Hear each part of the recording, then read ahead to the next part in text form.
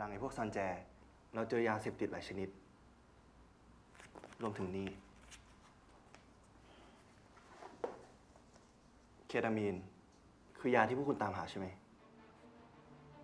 ใช่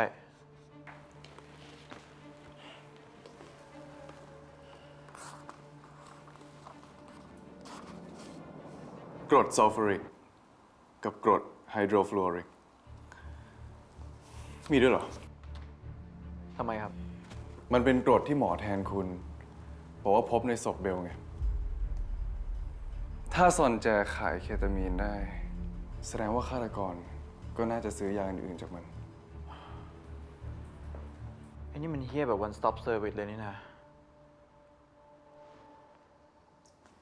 เราเจอแค่ทางเซ็กชันบัญชีของซอนแจ ไม่เจอรายชื่อลูกค้า อาจจะต้องให้พวกคุณไปสืบเพิ่ม งั้นผมเรียกประชุมด่วนนะครับ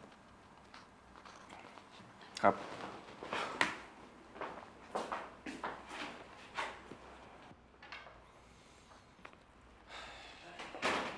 เจ็ดไม่เหมือนเดิมไม่มีผิดเลยนะใจร้อนเหมือนเดิมไป พวกคุณดูรู้จักกันดีนะครับ อาจจะเพราะว่าเรียนด้วยกันตั้งแต่ฝึกหน่วยสืบสวนพิเศษนะครับ ผมอยากรู้ว่าพวกคุณเคย หมายถึงว่าเป็นแฟนกันไหมเหรอครับ เราเป็นเพื่อนสนิทกันนะครับ พวกเรามีกันอยู่แค่นี้ ผม ลีแล้วก็ไอ้เจด แต่ไม่รู้ว่าตอนนี้เจดยังอยากสนิทด้วยหรือเปล่านะ แต่ตอนนี้ฝั่งพวกผมเคลียร์แล้ว แล้วฝั่งคุณสารวัตรนะครับ พวกผมไม่มีอะไรหรอกครับ ก็ตอนนี้ยังแค่โฟกัสคดีครับ แล้วทำไมเจดถึงออกจากหน่วยสอบสวนพิเศษนะครับทำไมถึงมาเป็นตำรวจคนเดียว เจดไม่เคยเล่าให้ฟังเลยเหรอครับ ไม่เคยนะครับ เจดโดนไล่ออกก่อนที่จบการฝึกครับ สาเหตุเป็นเพราะผม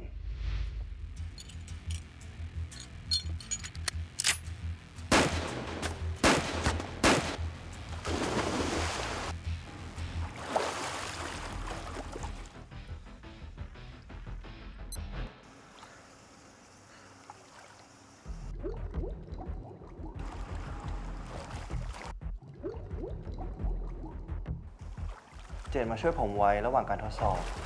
แต่ครูฝึกดันมองว่า สภาวะจิตใจของเจดคือจุดอ่อน คุณออกไปจากการฝึกได้แล้ว ผมเหรอ คนที่แยกแยะเรื่องงานกับเรื่องหัวใจจากกันไม่ได้เนี่ย คือคนที่มีจุดอ่อน ไม่สมควรที่จะเป็นหน่วยสืบพิเศษ แต่สำหรับผมมองว่านั่นคือจุดแข็งของเจดแล้วนะครับ เราจะทำภารกิจมากมายไปทำไม ถ้าสุดท้ายเราไม่เหลือใคร จริงไหมครับ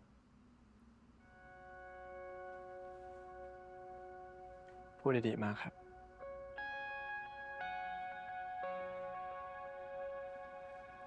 งั้นพวกเราขอตัวกันนะครับ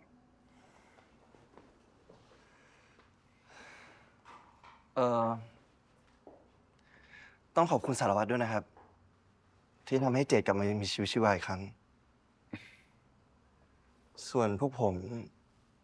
ก็ขอฝากสารวัตรต่อด้วยนะครับ ได้ครับ